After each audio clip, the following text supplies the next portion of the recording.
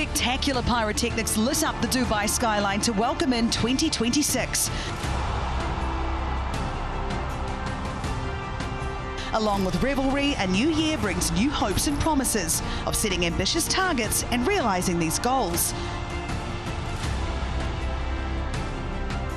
And the winners tonight, on the first day of the year, will keep alive their dreams of ultimate glory in Season 4 of the DP World ILT20. This sumptuous New Year treat for the cricket lovers features the Calypso powerhouses and the Maverick spinners, along with rising superstars from the UAE, who between Jason Holder and Mohammed Nabi will find the winning recipe. With the prospect of salt and pepper taking on curry, we're truly set for a mouth-watering contest. Welcome to Dubai International Stadium for the first time in 2026. It is the Eliminator final. Tonight it is the Dubai Capitals taking on the Abu Dhabi Knight Riders. We are properly at the business end of this competition. Tonight's winner goes to the next round of finals. Tonight's loser heads home.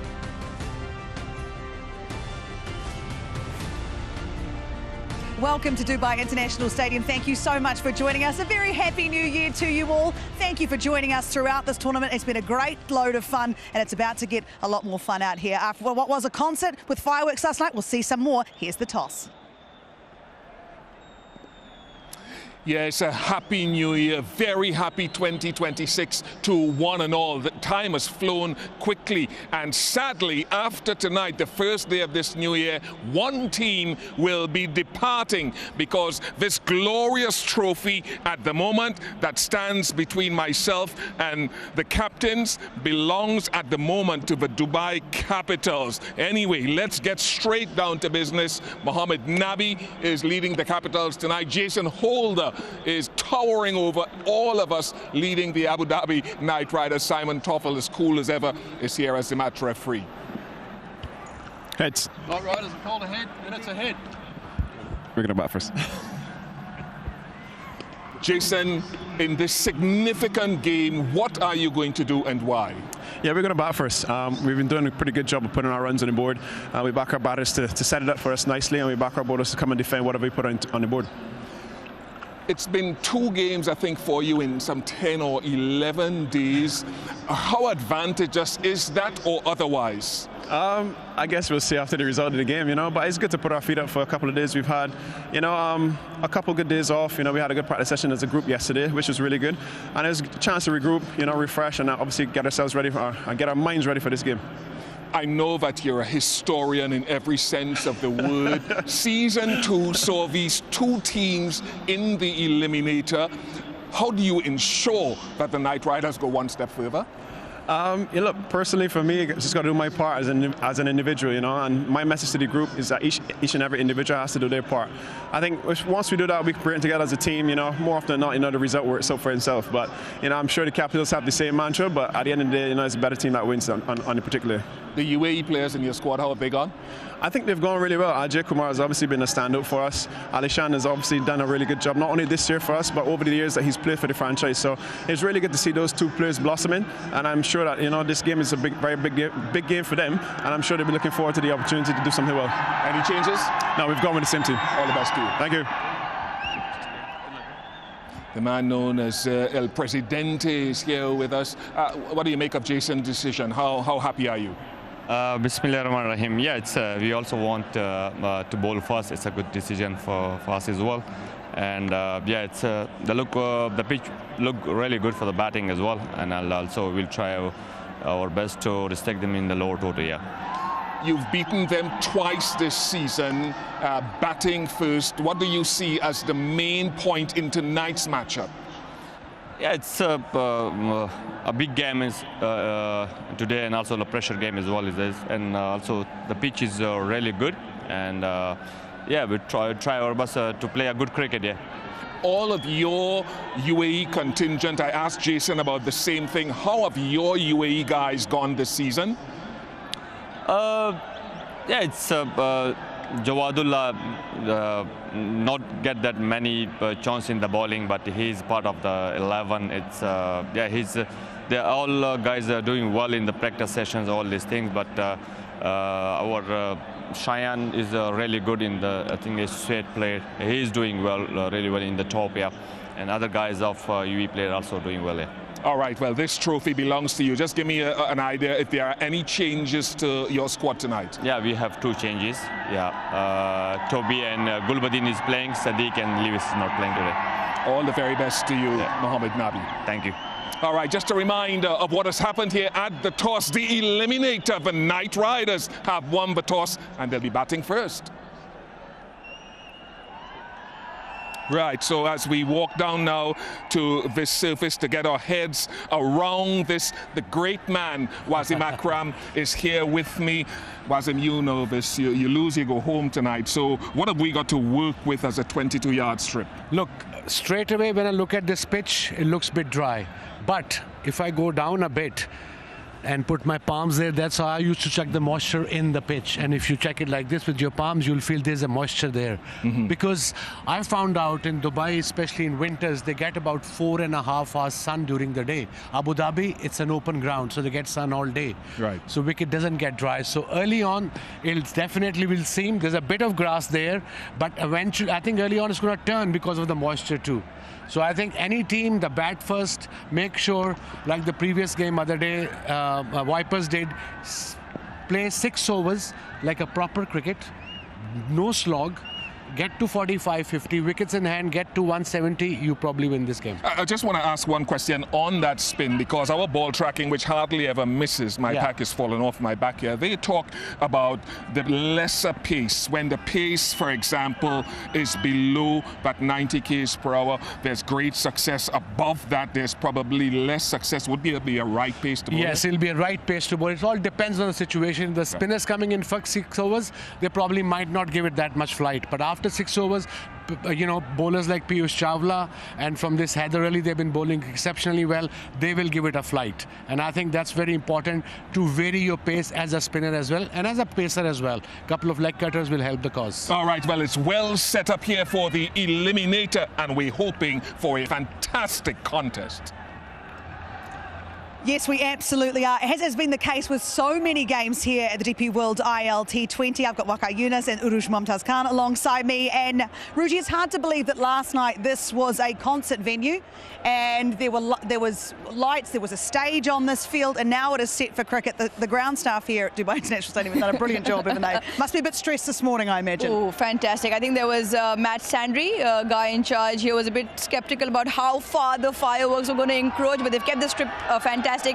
Welcome to the new year 2026, and it starts off with an Eliminator, must-win game for both sides, so I guess the stage is set. Now, I brought in 2026 with Ruji, and we cut up the dance floor, let me tell you that. And Waqar, you declined our invitation to do that. Happy New Year to you. How much are you looking forward to this contest? Happy New Year to you too, and Happy New Year to all the viewers also. Yeah, I mean, it's a new year, and hopefully it'll bring a lot of success, happiness, and health to everyone who's watching. But it's a big game. I mean, it's a knockout stage. You lose, you go home. So everyone's going to be really on their toes and really looking forward to watch this game. And good thing is that both captains were happy. Won the toss, you know, one wanted to bat, he got his wish through, and then the other one wanted to bowl. So it's all good at the moment. It is all good at the moment. So fireworks last night, potentially fireworks here again tonight in Dubai. Let's head to the hitting zone and find out all about power hitting. Well, T20 cricket in its professional era has been around for about 20 years, roughly. Power hitting has become better and better, and probably more effective in the last 5, 6, 7 years.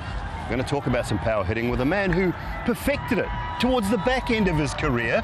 Dinesh Karthik alongside me. DK, thanks for your time. I just want to talk about the back end of your career when you became the finisher. Did you have to change anything as far as your technique and your way of going meant? First up, Dooley, Happy New Year. Yes, a little bit, because when I was batting up top, which is playing the new ball, you almost need to get in line with the ball, first thing. In power hitting, you need to do the opposite. You need to get slightly beside the line of the ball for your bat to come through quite nicely. That's a big change, in fact, because you're changing a lot of your footwork that is required to do well in white ball cricket. So that is the first thing. And then there is a couple of other facets to power hitting, but it's a bit of a niche subject because power hitting is a term that's easily used in cricket. But if you do look at what power means, like a Pollard is powerful, Andre Russell is powerful. What do I mean by that? If they miss-hit a ball, it could still go for a six. But if you look at the likes of a Nicholas Pooran, Pathum Nissanka in this tournament, now they are not as strong as a Pollard or a Russell. What do they do well?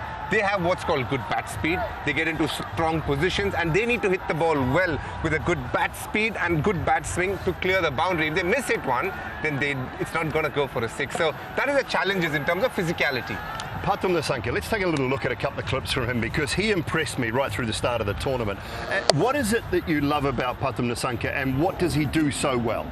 First up, it's his crystal clear movement. As soon as he sees the ball delivered, he's able to get his left leg slightly out of the way. So then that brings the hand speed. Now, in power hitting, why it is a tough art to learn is because if you get your weight too forward, too much in front, you don't get elevation.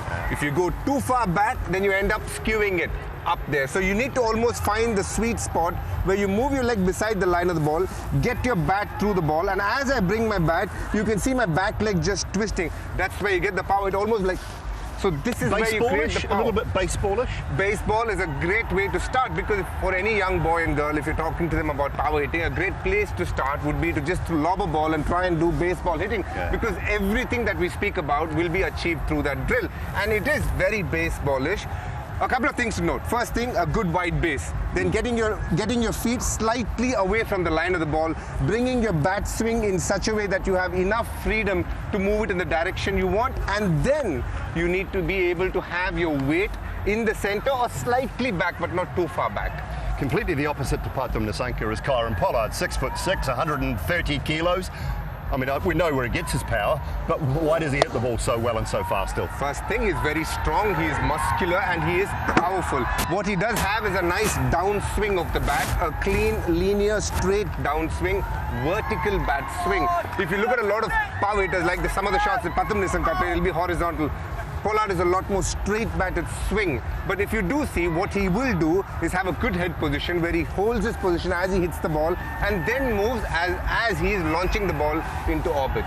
All right, mums and dads, get a baseball or a tennis ball, probably preferably, lob it, underarm. Get them into a great position, hips getting through the ball, get your hands through the ball. Is that the key? Is that what you'll be telling all the young kids? Yes.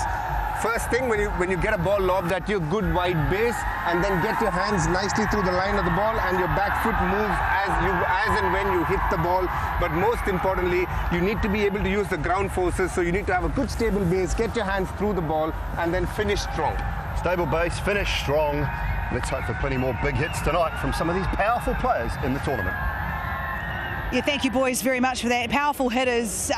Waka, when you watch that, what do you think? As a bowler, if you're bowling to some of these big power hitters at the death, how do you bowl to them if they're doing that? Look, I hope, you know, when a batter is there at his crease, he's thinking all of that. I hope that, as a bowler. Because if you're thinking all of that, then I'm safe. Because I can bowl anywhere, because you're just confused there. But yeah, they do so much practice. They have all these practices and all the different techniques of hitting, going deep in the crease. It's tough for the bowlers. I mean, I admire DJ Bravo because he brought something new. He went around the wicket, went across, ball a bit wider. He was not thinking of getting people out by bowled only. He was just playing with them. He was just sort of, you know, understanding the game and also understanding the individuals also. I'm sure he has done a lot of homework before going into games also. He didn't have that pace. He didn't have 150 clicks. He has maybe 135 the most. But he was the one who did extremely well. So I think you got to be smarter.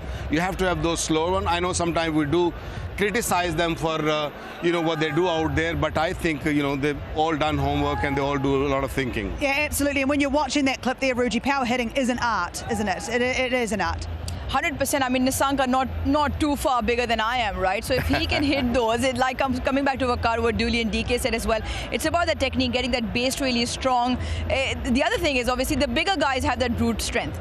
It's about the relatively in context the little guys who have to more focus on that technique and that basic core strength and that obviously swing through the line of the ball. So I mean, it's definitely an art, and it's more pleasurable to watch when the guys without the brute strength can actually manufacture those shots. wickets. Yeah, just like you did. I absolutely know. Right now, before the match begins tonight, let me remind you that you have a chance to be part of the action. Visi Smart TV presents Jawal Dikal in Umpal contest. You show your energy, show your passion. You can participate now and win exciting prizes only with the Visi Smart TV, a smart TV that has it all. Right, we're going to take a short break here from Dubai International Stadium. We are getting ready for match 32, an eliminator final. It's the Dubai Capitals, the defending champions, taking on the Abu Dhabi Knight Riders.